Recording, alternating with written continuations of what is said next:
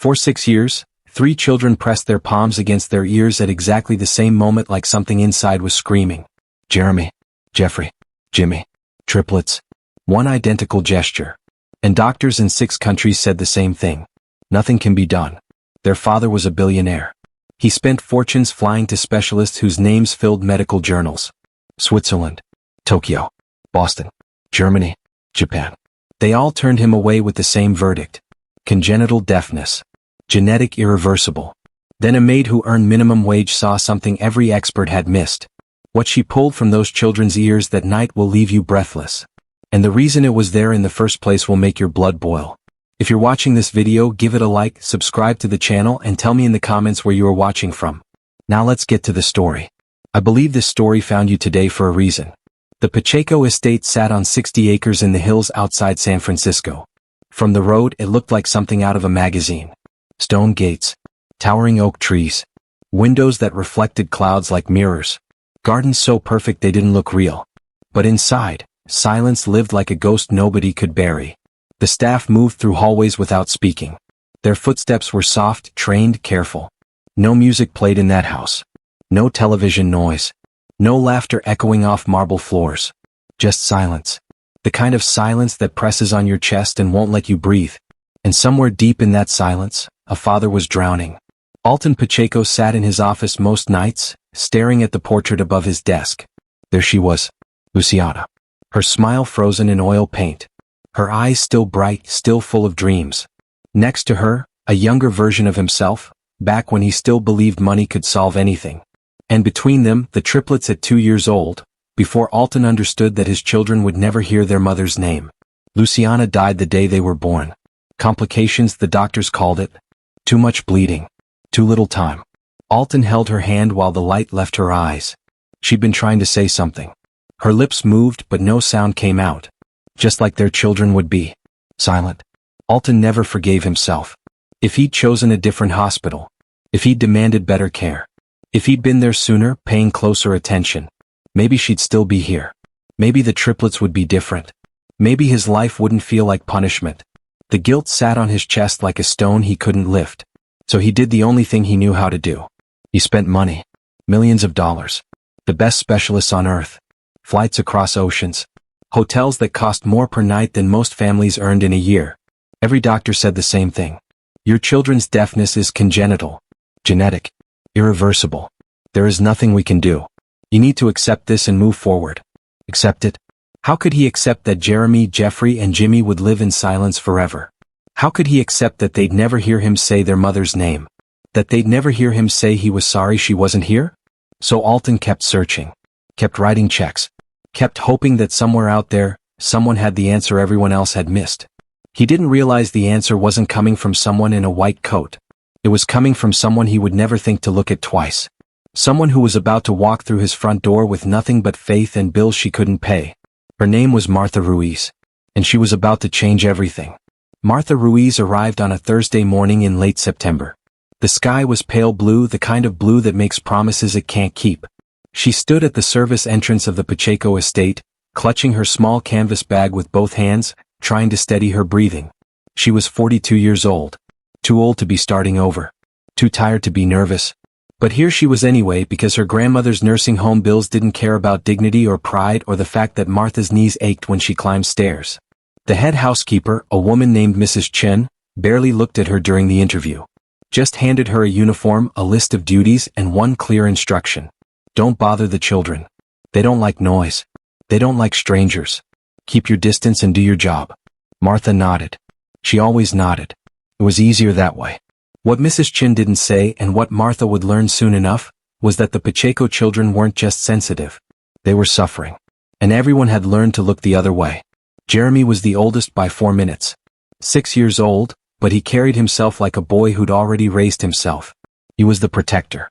The one who stood between his siblings and anything that felt like danger. When tutors arrived, Jeremy positioned himself in front of Jeffrey and Jimmie, arms crossed, eyes narrow and watchful. He didn't trust adults. Not anymore. Martha saw it the first morning she dusted the playroom. Jeremy tracked her every movement. His small body was tense, ready. Like he was calculating whether she was a threat or just another person who would disappoint them. But what Martha noticed most was the way Jeremy touched his left ear. Constantly. A quick press with his palm, then a wince so subtle most people would miss it. He had a high tolerance for pain. The kind of tolerance children develop when nobody believes them anymore. Jeffrey was different. Curious. Observant. Always watching people's mouths when they spoke, trying to decode the shapes their lips made. He'd copied them sometimes, moving his own mouth in silent mimicry, practicing words he'd never heard. He was the one who noticed patterns. If someone walked into a room at the same time every day, Jeffrey knew. If the gardener trimmed the hedges on Tuesdays, Jeffrey watched from the window. He was building a map of the world through observation because sound couldn't guide him. The tutors called him the smart one. As if being deaf meant the others weren't. But Jeffrey was also the one who rubbed his right ear raw at night. Martha saw the redness, the irritation, the way he dug his fingers into his ear canal when he thought no one was looking. Like he was trying to reach something deep inside that wouldn't let him rest. And then there was Jimmie. The only girl. The youngest. The one with eyes that looked too old for a 6-year-old child. Jimmie was the emotional center of the three. She felt everything her brothers tried to hide. When Jeremy was angry, Jimmie cried. When Jeffrey was frustrated, Jimmie withdrew. She carried the weight of all their pain plus her own. She was also the one who asked questions nobody could answer. Not with words. The triplets had developed their own crude signing system, a mixture of gestures the nannies never bothered to learn. But Jimmie's questions lived in her eyes. Why don't people look at us when they talk? Why does it hurt inside my head? Where's Mama? That last question haunted Martha from the moment she saw Jimmie trace the woman's face in the family portrait. Small fingers reaching up, touching painted features, then touching her own ear and shaking her head. Tears streaming down her cheeks. Silent grief. Jimmie whimpered at night. Martha heard it through the walls during her evening rounds. Not loud enough to wake anyone. Just soft, broken sounds from a child who'd learned that crying didn't bring comfort. The tutors came and went like seasons. Mrs. Patterson lasted 3 weeks before she threw up her hands and told Alton she couldn't work with children who wouldn't even try. Mr. Holbrook made it 2 months before admitting he didn't have the training for this. Miss Reeves was the kindest, but even she looked exhausted by the end of each session, her smile tight and strained. They all made the same mistake. They talked about the triplets instead of to them. Stood in hallways with Mrs. Chen, discussing the children like they were problems to be solved instead of people who could see every word being said about them. Jeremy's defiance is getting worse. Jeffrey won't focus. Jimmie just stares into space. Maybe they need medication.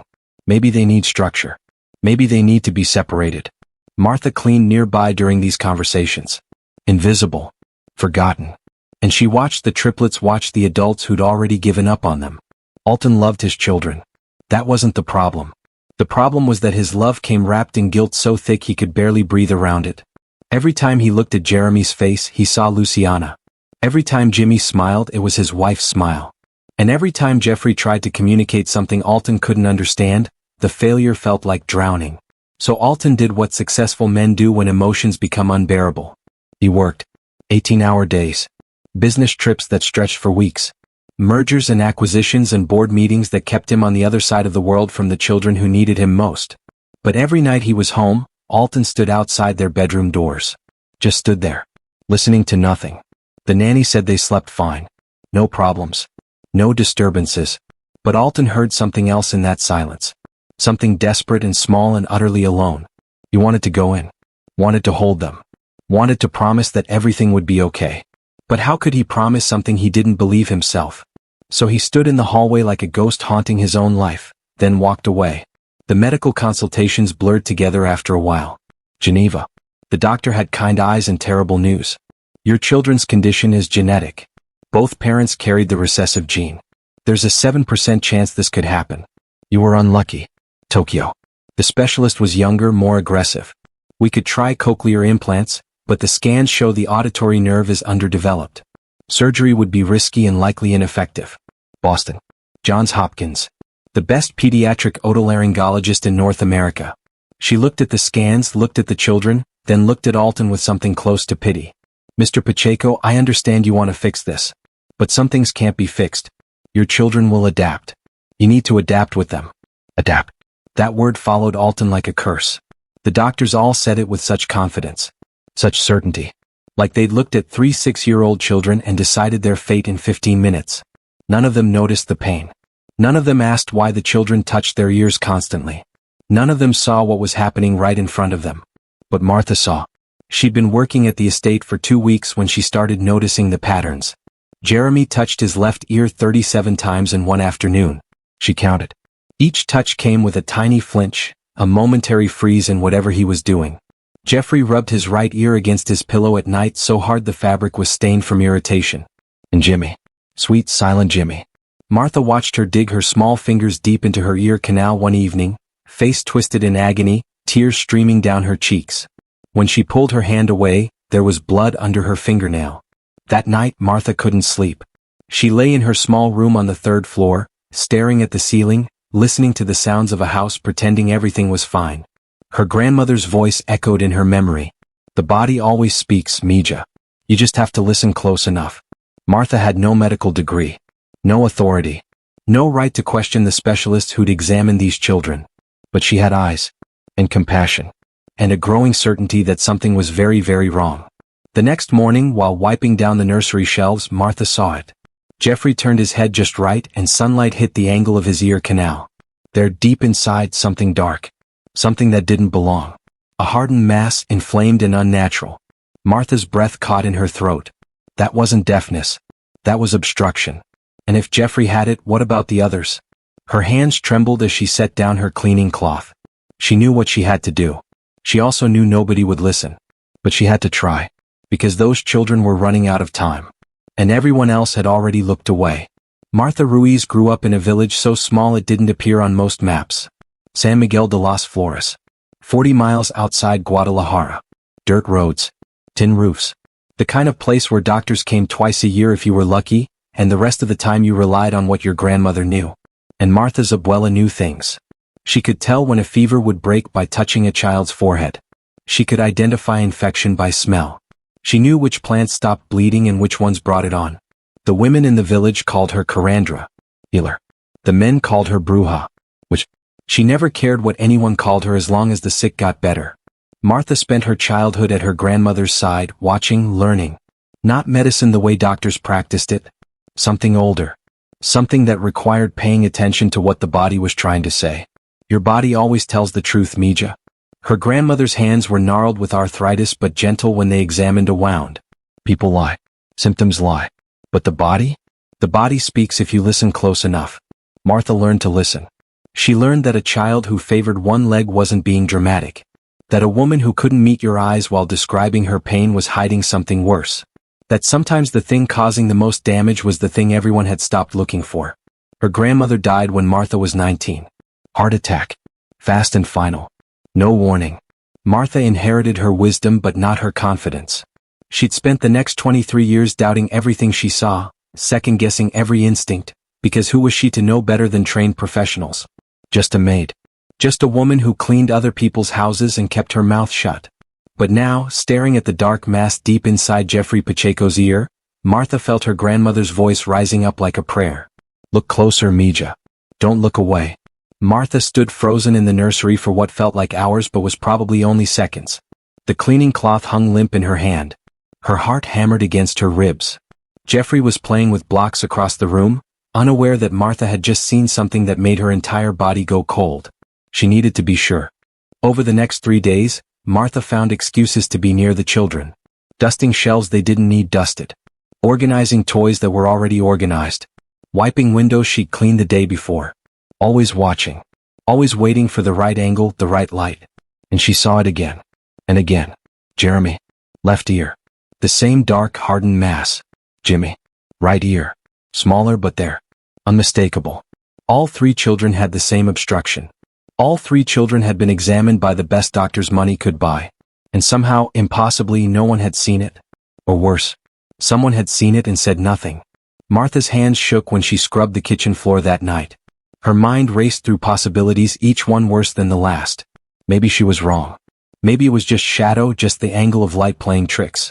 Maybe she was seeing things that weren't there because she wanted so badly to help. But her grandmother's voice wouldn't let her rest. The body speaks, Mija. Are you listening? Martha reported it the next morning. She found the head nurse, Miss Caroline, in the staff break room. A woman in her 50s with steel gray hair pulled back so tight it looked painful. She'd worked for the Pacheco family for 8 years and treated the estate like her personal kingdom. Miss Caroline barely looked up from her coffee when Martha approached. "Excuse me, ma'am. I think something might be wrong with the children's ears." Miss Caroline's expression didn't change. "Wrong how?" Martha swallowed hard. "There's something inside. Something dark. Like a blockage. I've seen it in all three of them. I think maybe that's why they can't hear. Not because they're deaf but because something's blocking the sound." The silence that followed felt like falling. Then Miss Caroline laughed. Not a real laugh. The kind that cuts. "You think something's wrong? A maid who's been here for what, 3 weeks? And you think you've noticed something that specialists from 6 countries missed?" Martha's face burned. "I just thought someone should look again. Just to be sure." Miss Caroline set down her coffee with deliberate care. "Let me be very clear, Martha. The Pacheco children have been examined by the best doctors in the world. They have a diagnosed genetic condition. Congenital deafness. It's in their medical files. It's been confirmed multiple times. Your job is to clean, not to play doctor. Do you understand?" "Yes, ma'am." "Good. Now get back to work. And don't waste my time with nonsense again." Martha left the break room with tears stinging her eyes. Stupid. She'd been stupid to say anything. Who was she to question people with decades of training? People with medical degrees and fancy titles? Just a maid. Just someone who should know her place. But she couldn't let it go. That afternoon Martha tried again. This time with Mrs. Chin, the head housekeeper. A woman who'd always been cordial, if distant. Surely she would at least listen. They were in the laundry room sorting linens. Martha chose her words carefully. "Mrs. Chin, I'm worried about the children. I think there might be something in their ears. Something the doctors missed." Mrs. Chin's hands stopped moving. Her expression went blank. Then cold. "Miss Caroline told me you brought this up already. I thought she made herself clear." "She did, but nothing, Martha." Her voice was quiet but sharp as a blade. "I've worked for this family for 12 years. I've seen Mr. Pacheco spend millions trying to help those children. I've watched him break himself trying to find answers. The last thing he needs is false hope from someone who doesn't know what they're talking about. I'm not trying to give false hope. I just think you're trying to be helpful. I understand that. But you're overstepping. Badly. If you value this job, if you need this job, then you'll drop this and focus on the work you were hired to do. Am I making myself clear?" Martha nodded, unable to speak past the lump in her throat. That evening she received a formal written warning. Slipped under her door like a threat. It didn't mention the children specifically. Just noted that she'd been observed engaging in duties outside her job description and reminded her that another infraction would result in immediate termination. Martha sat on her narrow bed, holding the paper with shaking hands. She needed this job. Her grandmother's nursing home cost $3,000 a month. Without this income there was nowhere else. No backup plan. No safety net. She should stop. She should forget what she'd seen and keep her head down and be grateful she still had a paycheck. But every time she closed her eyes she saw Jimmie's face. Tears streaming. Fingers digging into her ear. Blood under her small fingernail. The body speaks if you listen close enough. And Martha was listening. Alton left for Singapore on a Sunday morning. Martha watched from the 3rd floor window as his car pulled away. Black sedan. Tinted windows. Gone before the sun fully rose. Mrs. Chin gathered the staff that afternoon to review his travel itinerary. He'd be gone for 10 days. Important merger. Billions of dollars at stake. The household was to run smoothly in his absence. The children were not to be disturbed by anything unnecessary. Martha felt something cold settle in her stomach. 10 days. The man was on the other side of the world and his children were in pain, and no one was going to do anything about it. That night Martha couldn't sleep. She lay in bed, staring at the ceiling, listening to the sounds of the estate settling into darkness. Pipes creaking. Wind against windows. The soft footsteps of the night nurse making her rounds. And then, something else. A sound so faint she almost missed it. Whimpering. Martha sat up. Held her breath. Listen. There it was again. Coming from the children's wing. Not loud. Not the kind of sound that would wake the nurse or alert the staff. Just small, broken sounds of suffering that had learned to stay quiet. Martha threw off her covers. She knew she shouldn't. Knew she'd been warned. Knew her job hung by a thread. But her grandmother's voice was louder than her fear. The body speaks, Mija. Are you listening? She was listening. And what she was hearing made her blood run cold. Martha moved through the dark hallway, her bare feet silent on marble floors. The whimpering grew louder as she approached the children's rooms. Not one child. All 3. She reached Jeremy's door first. Pressed her ear against the wood. Inside she could hear him, breathing hard, moving restlessly. The soft, repeated press of palm against ear, over and over, like he was trying to push something out, or push something back in. Jeffrey's room was next. The same sounds, restless movement, suppressed pain. And then Jimmie's room. Martha's hand trembled on the doorknob. She shouldn't go in. Shouldn't cross this line. But Jimmie's whimpers were breaking something inside Martha's chest. She opened the door. Moonlight spilled through the window, illuminating Jimmie's small form curled on the bed. The little girl was rocking back and forth, both hands pressed to her ears, face wet with tears. Her mouth was open in a silent scream. Martha took a step forward. Then another. And that's when she saw it. All three children, standing in the hallway outside their rooms, moving toward each other like something had called them. Their faces were twisted with pain. Their hands pressed to their ears in perfect synchronization. They looked at Martha with eyes that begged for help. And then, as if choreographed by suffering itself, all three children opened their mouths. That night the screaming began. The screaming was silent, but it was everywhere. Three children. Mouths open wide. Bodies convulsing. No sound coming out, but Martha could see the scream in every muscle, every jerking movement, every desperate gasp for air between waves of pain. Jeremy collapsed first. His small body hit the floor and he curled into himself, clawing at his left ear. His fingernails drew blood. Jeffrey stumbled against the wall, sliding down, both hands pressed so hard against his right ear that his knuckles went white. Jimmie just stood there, swaying, tears pouring down her face, her mouth forming words that had no voice. Help, help, help. Martha's training kicked in before her mind could catch up. She ran to the nurse's station down the hall. Empty. She slammed her hand on the call button. Once, twice, 3 times. Nothing. Where was Miss Caroline? Where was anyone? She grabbed the house phone, dialed the main line. Rang, and rang, and rang. No answer. She tried the emergency contact number posted on the wall. Mr. Pacheco's assistant. Voicemail. The head of security. Voicemail. The backup medical service. A recorded message. All operators are currently assisting other callers. Please hold. Martha slammed the phone down and ran back to the children. They were worse now. All three writhing on the floor. Jeremy was banging his head against the carpet. Jeffrey's ear was bleeding. Jimmie had gone completely still, her eyes rolled back, her small chest barely moving. No. No, no, no. Martha dropped to her knees beside Jimmie, checking for a pulse. There. Faint but there. The little girl had passed out from the pain. Martha's mind raced. She could wait for help. Keep calling. Keep hoping someone would answer. Keep watching these children suffer while the people paid to care for them were nowhere to be found. Her grandmother's voice cut through the panic like a blade. The body speaks, Mija. And sometimes your hands have to answer. Martha looked at Jeremy. At Jeffrey. At Jimmie's unconscious form. She thought about the warnings. The written reprimand. The threats of termination. She thought about her grandmother's nursing home bills. The job she couldn't afford to lose. The consequences of doing what she was about to do. And then she thought about a 6-year-old girl with blood under her fingernails because she'd been digging into her own ear, trying to reach pain that no one believed existed. Martha made her decision. She ran. Martha's room was on the 3rd floor. She took the stairs 2 at a time, her heart hammering, her hands already shaking. She burst through her door and went straight for her small first aid kit. The one her grandmother had given her before she died. Inside, wrapped in clean cloth, were the tools her abuela had used for 40 years.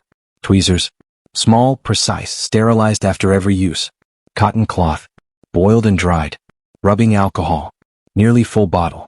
And her grandmother's words, written on a piece of paper folded inside the kit. Trust your hands, Mija. God gave them to you for a reason. Martha grabbed everything and ran back downstairs. The children were exactly where she'd left them. Jeremy had stopped thrashing but was now shaking violently. Jeffrey was making a sound. Not quite a scream. More like a wheeze. Air being forced through a throat that had forgotten how to use sound. Jimmie was still unconscious. Martha spread out the cloth on the floor. Her hands trembled so badly she almost dropped the tweezers. She uncapped the alcohol. The smell was sharp, medicinal, grounding. She had to sterilize everything. Had to do this right. If she was going to risk everything, she couldn't afford to make it worse. She poured alcohol over the tweezers. Over her hands. Over the cotton cloth. Then she knelt in front of Jeremy. He was the oldest. The protector. If she could help him first, maybe he could help her with the others. Jeremy's eyes found hers. They were wide with pain and fear and something else. Something that looked like hope. Martha's voice came out as a whisper. I see you, sweetheart. I see what's hurting you. And I'm going to try to help. But you have to trust me. Can you do that? Jeremy couldn't hear her words. But he could see her face. Could see the tears streaming down her cheeks. Could see that someone finally believed him. He nodded. Just barely. But it was enough. Martha had watched her grandmother do this 100 times. Remove foreign objects. Extract splinters. Clean wounds that went deeper than the skin. But this was different. These were children. These were ears. And Martha had no medical training, no license, no legal right to be doing any of this. Her hands shook as she positioned Jeremy's head, tilting it to catch the light from the hallway. She could see it now. The dark mass. Hardened. Compacted. Lodged so deep it had probably been there for years. How had no one seen this? How had specialists looked and scanned and examined and missed something so obvious? Or had they seen it and looked away? Martha pushed the thought down. She needed steady hands. Clear focus. She whispered another prayer her grandmother had taught her. Not for herself. For the child. Then she began. The tweezers went in slowly. So slowly. Jeremy's body went rigid. His small hands grabbed Martha's arm, squeezing hard enough to bruise, but he didn't pull away. Martha felt the resistance. The mass was harder than she'd expected. More solid. She adjusted her angle, applied gentle pressure, and pulled. Nothing. She tried again. Repositioned. Pulled with more force. Something shifted. Jeremy's grip on her arm tightened. His mouth opened wide. And then it came free. A dark, calcified mass. Roughly the size of a grape. Covered in what looked like years of buildup. Infection. Hardened wax. Something organic and wrong and completely unnatural. It fell onto the white cloth with a soft thud. And Jeremy screamed. A real scream. Out loud. Sound ripped through the room like an explosion. High-pitched. Raw. Utterly shocked. Jeremy's own scream startled him into silence. His eyes went impossibly wide. His hands flew to his mouth. Then he heard it. The clock on the wall. Ticking. The pipes humming through the walls. His own breathing. Jeremy looked at Martha. Looked at his hands.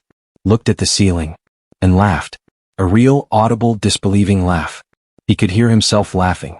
Martha was crying now. Full, shaking sobs. But she couldn't stop. Not yet. Jeffrey was next. The boy had been watching everything. Had seen what Martha did to Jeremy. Had seen his brother's reaction. And now Jeffrey crawled toward Martha on his own, tilting his head, offering his ear. Please, his eyes said. Please. Martha's hands were steadier this time. The fear had burned away, replaced by something else. Purpose. Certainty. She extracted Jeffrey's obstruction in less than a minute. The same dark mass. The same size. The same years of accumulated buildup. Jeffrey's scream was different from Jeremy's. Lower. Longer. And then he started crying. Not silent tears. Loud, heaving sobs. The sound of his own voice overwhelming him. He touched his face. Felt the vibration of sound in his throat. Started laughing through the tears. He turned to Jeremy. And spoke. The word was clumsy. Unpracticed. But unmistakable. Brother. Jeremy heard it. Started crying too. Both boys grabbed each other, holding on, feeling the sound of their breathing, their heartbeats, their voices saying each other's names for the first time. Jimmie was still unconscious. Martha worked faster now. The little girl's obstruction was smaller but lodged deeper. Martha had to be more careful, more precise. When it finally came free, Jimmie didn't wake up right away. Martha's heart stopped. Please, she whispered. Please wake up. She cleaned Jimmie's ear gently. Applied pressure to stop the minor bleeding. Stroked the little girl's hair. And then Jimmie's eyes fluttered open. She gasped. A loud, startled gasp. And froze. She could hear herself breathing. Jimmie sat up slowly. Looked around the room with wonder and fear and confusion. Her brothers rushed to her, both talking at once, their voices loud and unpracticed and beautiful. Jimmie looked at them. Looked at Martha. And then she heard it. The sound of her own heartbeat in her ears. The rustle of her nightgown. The creak of the floorboards. Her lip trembled. She opened her mouth. And whispered one word. Mama. The sound was so soft it was almost nothing. But it was everything. Mama. She said it again. Louder this time. Testing the sound. Feeling it vibrate through her chest. Mama. Mama. Mama. Jeremy and Jeffrey joined her. All three children calling for a mother they'd never heard. A mother who died the day they were born. A mother whose name was now finally reaching their ears. Martha held all three of them. Let them cry. Let them laugh. Let them make sound after sound after sound, testing voices they'd never known they had. The clock ticked. Their breathing filled the room. Their footsteps made noise as they jumped and ran and celebrated. The world was full of sound. And it was overwhelming. And it was perfect. They didn't hear the sirens at first. Too overwhelmed by the symphony of ordinary sounds. The hum of electricity. The wind outside. Their own voices. But Martha heard them. Distant but getting closer. Someone had called for help. Someone had finally answered. And Martha knew that when they arrived, everything would change. She looked at the three obstructions laid out on the white cloth. Evidence. Proof. Years of misdiagnosis sitting right there in front of her. The sirens grew louder. Martha held the children tighter. And waited for the consequences to arrive. The paramedics arrived at 1:43 in the morning. By 1:55, the children were loaded into an ambulance, still laughing, still touching their ears in wonder, still making sounds just to hear themselves exist. By 2:07, Martha was in handcuffs. She didn't resist. Didn't argue. Just let the security officer grip her arm and lead her to a small room off the kitchen. The same room where staff were disciplined. Where people were fired. Where her life was about to end. Mrs. Chin stood in the corner, arms crossed, face carved from stone. Miss Caroline was there too, pacing, her phone pressed to her ear, her voice clipped and furious as she spoke to someone on the other end. Yes, Mr. Pacheco. I understand. Yes, she'll be here when you arrive. No, the children are stable. They're at St. Catherine's now. Yes, sir. Right away, sir. She hung up. Turned to Martha. Her voice was ice. I hope you're proud of yourself. You just destroyed your life for a moment of arrogance. Martha said nothing. Her hands were still shaking. She could still feel Jeremy's grip on her arm.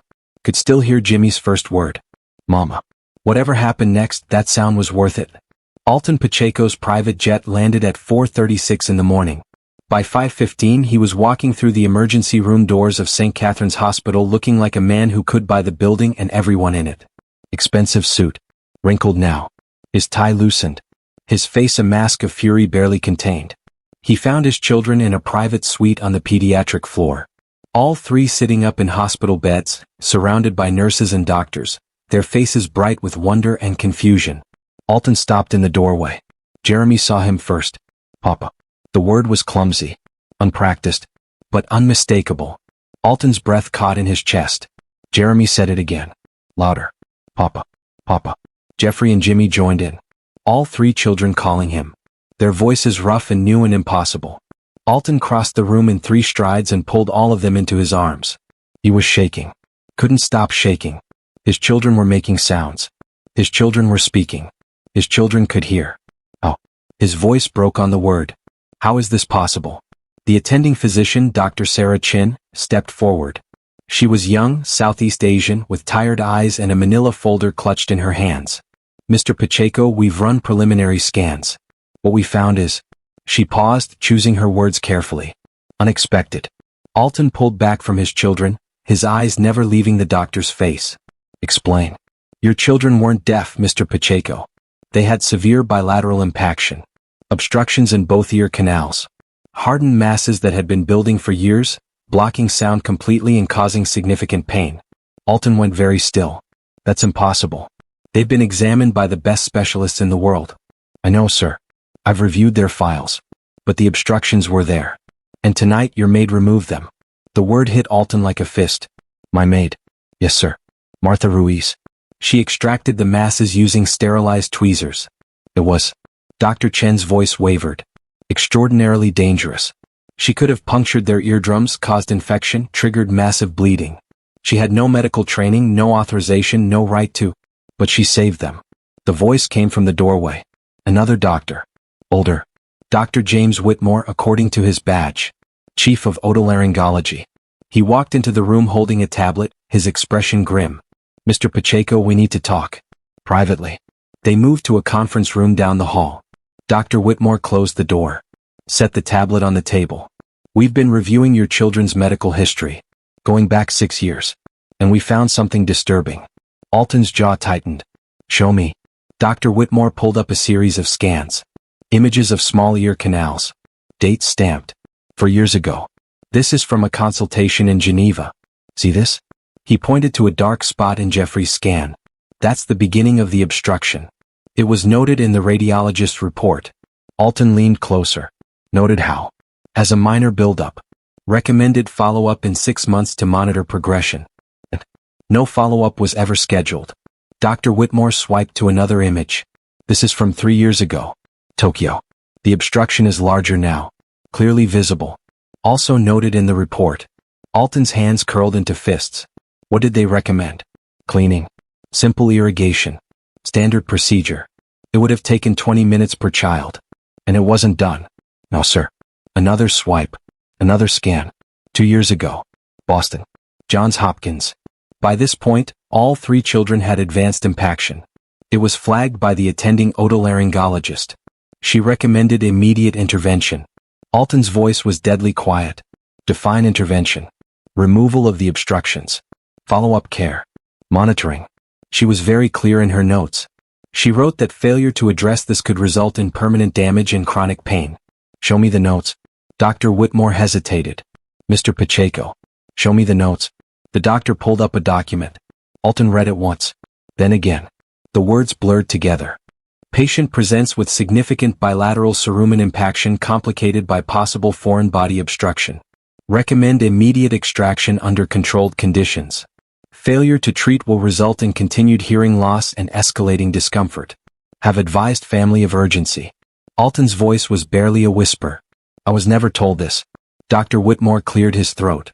According to the records, the recommendation was passed to your family's primary care coordinator, Dr. Richard Vance. Alton knew that name. Dr. Vance had been on his family's medical team for 8 years. Highly recommended. Impeccable credentials. $600 an hour. Where is Dr. Vance now? We've been trying to reach him. He's not responding. Alton pulled out his phone. Dialed a number. His head of security answered on the first ring. Find Dr. Richard Vance. I don't care where he is. Bring him to my office. Today. He hung up. Looked at Dr. Whitmore. Why would he ignore this? Why would any doctor see suffering children and do nothing? Dr. Whitmore's expression was carefully neutral. I can't speak to Dr. Vance's motivations. But I can tell you that long-term patients are more profitable than resolved cases. Alton felt something cold and terrible spreading through his chest. You're saying he kept my children sick on purpose. I'm saying the financial incentive existed.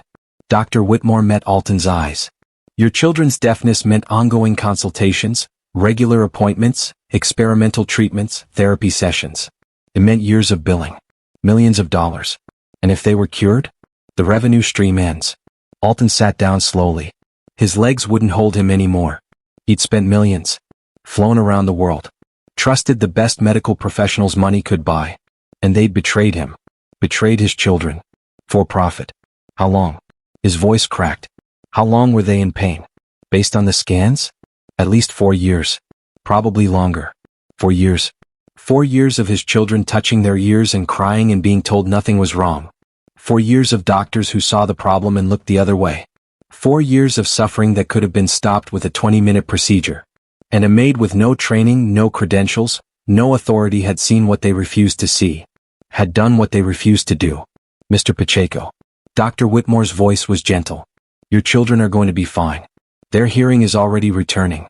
There may be some adjustment period, but they're young. They'll adapt quickly. You should be celebrating. Alton looked up. His eyes were wet. I want every file. Every scan. Every report. Every bill. Everything related to my children's care for the past 6 years. On my desk by tomorrow morning. Sir, some of those records are... I don't care. Get them. Dr. Whitmore nodded. Understood. And the maid. Martha Ruiz. Where is she? Last I heard she was being detained at your estate. Pending charges. Charges. The word tasted like poison. What charges? Practicing medicine without a license. Reckless endangerment of minors. Possibly assault. Dr. Whitmore paused. Mr. Pacheco, what she did was illegal. Regardless of the outcome, she broke the law. She saved my children. Yes, sir. But the law doesn't. The law. Alton stood. His voice was steel. The law lets doctors torture children for profit. The law protects credentials over compassion. The law would have left my children deaf and suffering for the rest of their lives. He walked to the door. Stopped. Turned back. Dropped the charges. All of them. If anyone asks, tell them I authorized her actions. That's not how. I don't care how it works. Make it work. Alton left before Dr. Whitmore could respond. The drive back to the estate took 40 minutes. Alton sat in the back of his car, staring at nothing, his mind replaying every consultation, every appointment, every time a doctor had told him there was no hope. They'd lied. Or worse, they'd told the truth in reports he'd never seen, and someone he trusted had buried it. His phone buzzed. His head of security. "We have Dr. Vance, sir. He's asking for his lawyer. Tell him he's going to need more than a lawyer." Alton hung up. When he arrived at the estate, dawn was breaking. The house looked peaceful. Beautiful. A monument to wealth and power and everything that had failed to protect the people who mattered most. He found Martha in the kitchen. Still in handcuffs. Still sitting in the same chair. Mrs. Chin and Miss Caroline stood when he entered. Both started talking at once. Alton held up one hand. Silence. He looked at Martha. Really looked at her. She was 42 years old. Hands rough from work. Eyes red from crying. A woman who earned $9 an hour and had just committed a felony to save children who weren't hers. "Uncuff her." "Sir," Miss Caroline started. "I said uncuff her." The security officer moved forward, key in hand. Martha's hands were free. She stood slowly, waiting for the shouting to start, waiting for the accusations. Instead, Alton Pacheco did something he hadn't done in 6 years. He fell to his knees. Martha stared at the man kneeling before her. Alton Pacheco. Billionaire. One of the most powerful men in the country. On his knees in a kitchen where she'd scrubbed floors just hours ago. His shoulders shook. His head bowed. And when he finally spoke, his voice was broken. "I failed them." Martha couldn't move. Couldn't speak. Her hands, just freed from the handcuffs, hung at her sides. Alton looked up. His eyes were red, devastated. "I had every resource. Every connection. Every expert in the world at my disposal. And I failed my children." He drew a shaking breath. "You saved them. You who had every reason to walk away. Who had everything to lose. You saw what I was too blind to see. You did what I was too weak to do. Mr. Pacheco." "No." His voice cracked. "You gave my children their voices. You gave them sound. You gave them a life I couldn't buy for them. And I." He stopped. Swallowed hard. "I had you put in handcuffs." The silence stretched between them. Then Martha did something she'd spent 23 years being too afraid to do. She spoke her truth. "Your children were in pain, Mr. Pacheco. For years. And everyone looked away. Everyone who was supposed to protect them chose not to see." Her voice trembled but didn't break. "I'm not special. I'm not educated. I just looked. And I couldn't look away." Alton's face crumpled. "You're more than special. You're what I should have been. What every doctor I paid should have been. What I spent millions searching for in the wrong places." He reached out, stopped himself, then continued anyway. His hands grasped hers. Rough hands. Working hands. Hands that had saved his children. "Thank you. Thank you. I'm sorry. Thank you." Martha's tears came then. Full and unstoppable. Mrs. Chin and Miss Caroline stood frozen against the wall. Witnesses to something neither of them had words for. Alton stood slowly. Still holding Martha's hands. "You'll never clean another floor. Never scrub another surface. Never worry about money again. Name your price. Whatever you need. Whatever you want. It's yours." Martha pulled her hands back gently. "I don't want money, Mr. Pacheco." "Then what?" "Anything. I'll give you anything." Martha looked at him. This man who'd spent years trying to buy miracles. Who still thought wealth was the answer. "I want you to be their father." She said it quietly but firmly. Not their benefactor. Not their guilty conscience. Their father. The one who stands outside their doors and actually goes inside. The one who learns their language instead of hiring people to translate. The one who sees them. The words hit Alton like a physical blow. He nodded. Unable to speak. They brought the children home 3 days later. The mansion had changed in 72 hours. Had to. Because silence was no longer welcome there. Alton had the staff remove all the sound-dampening curtains. The thick carpets that muffled footsteps. The padding on door frames that prevented slamming. Everything designed to keep the house quiet. He wanted noise now. Needed it. Craved it like oxygen. When the car pulled up, Jeremy was the first one out. He ran up the steps and stopped at the front door. Looked back at his siblings. At Martha. At his father. Then he knocked. 3 loud, deliberate knocks.